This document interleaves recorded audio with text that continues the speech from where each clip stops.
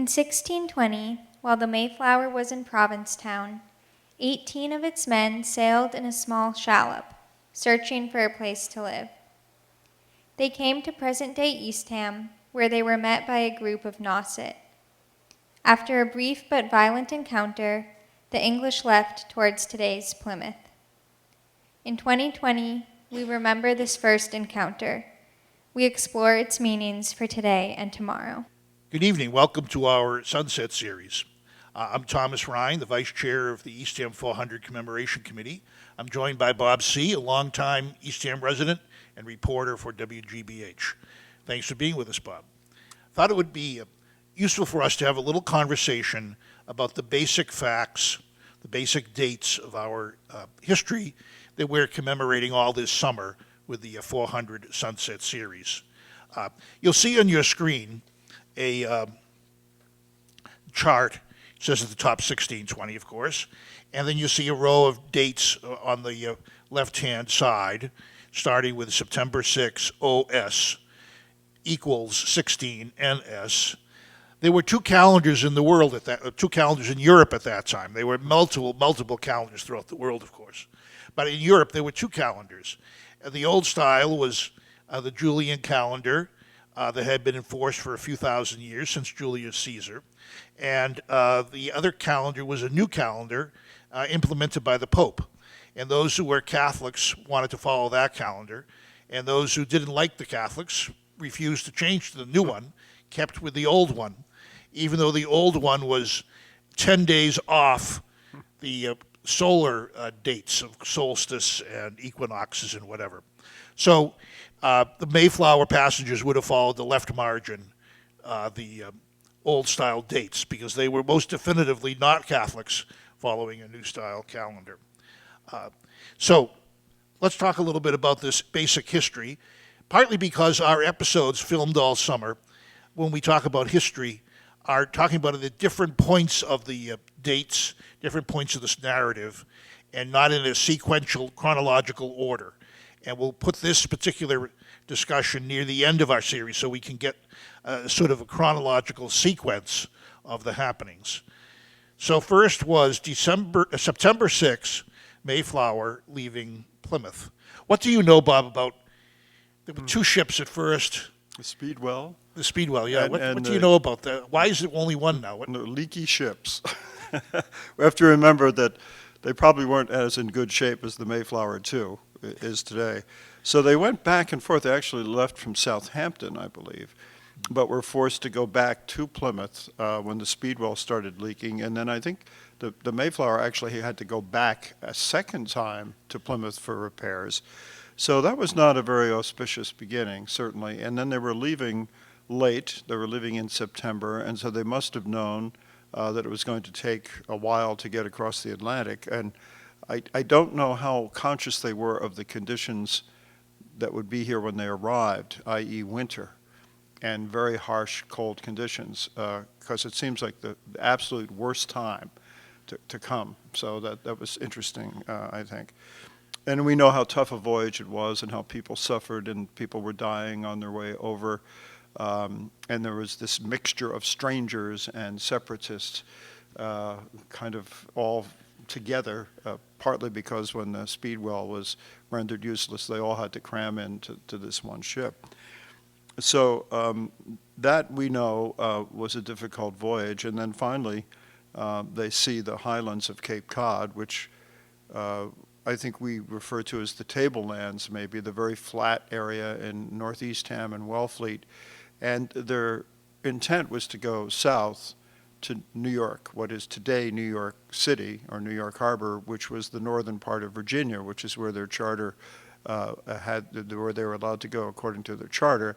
And of course they got hung up on the shoals around Chatham and were forced to turn around, all this with a big clunky sailboat, and go up the coast again and around and finally end up in Provincetown Harbor where there was some refuge. And it's interesting that Provincetown to this day is an international port of refuge, simply because geographically it is so protective from the storms. And notice on our chart that this is November 11. Yes. They that they finally arrived. So it takes them a couple days to get up I and was around. going to say, the 9th from first sighting to the 11th. And, that, Right.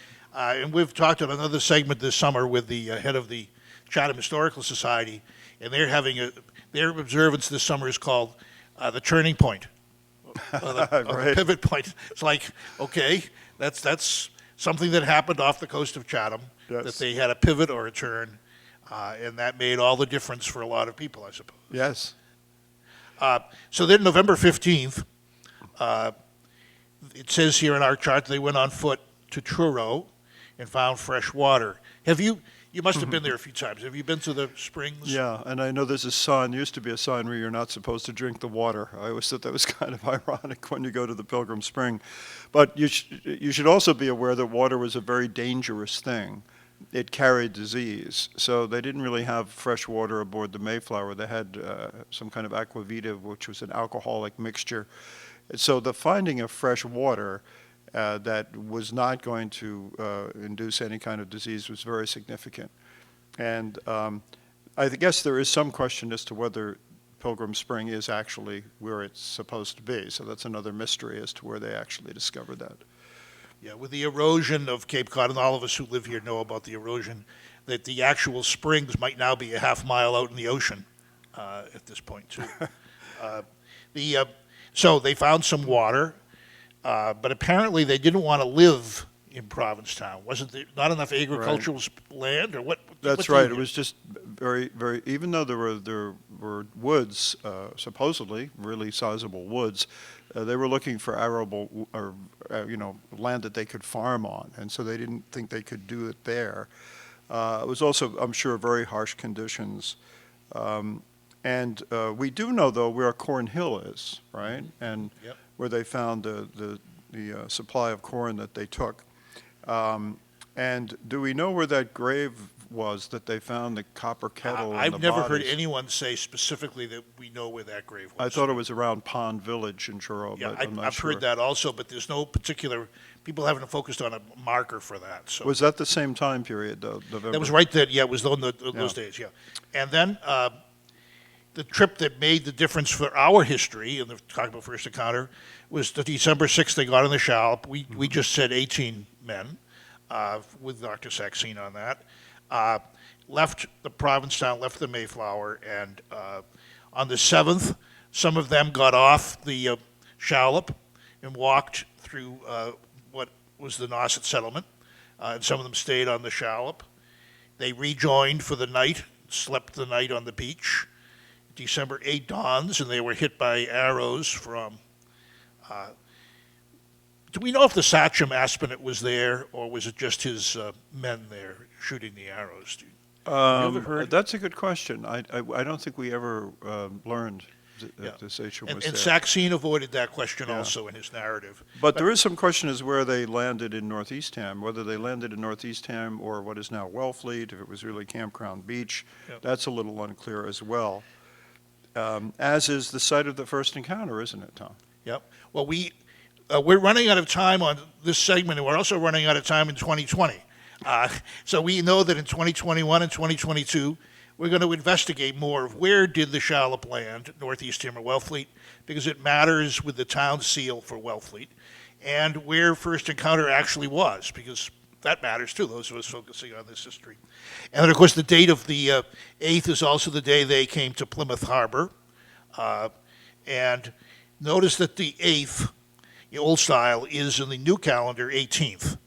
And in Plymouth, they have always used those dates, 18th, 19th, 20th, 21st, as the days that our ancestors from the Mayflower shallop arrived in Plymouth.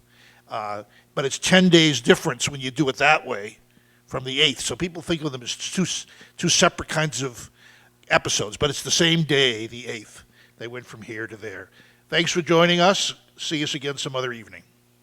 Thank you. My name is Joanna Hollick. I'd like to share an invitation with you regarding Eastham 400's other series, the Campfire Series. The Campfire Series is a series of hour-long presentations each Sunday in July and August that delve more deeply into some of the topics we discuss here on the Sunset Series. We are happy to announce that our last campfire will be held in person. On Sunday, August 30th, the campfires will occur at the Eastham Windmill at 6 p.m. The same program that was presented on August 23rd will be shared again, featuring John Hanlon, who has led the campfire programs at the Cape Cod National Seashore for the past 20 years, and Linda Coombs of the Aquinnah Wampanoag tribe. Admission is free, but registration is required. Please sign up for these events using the form on eastham400.org. We are looking forward to these events and hope to see you there.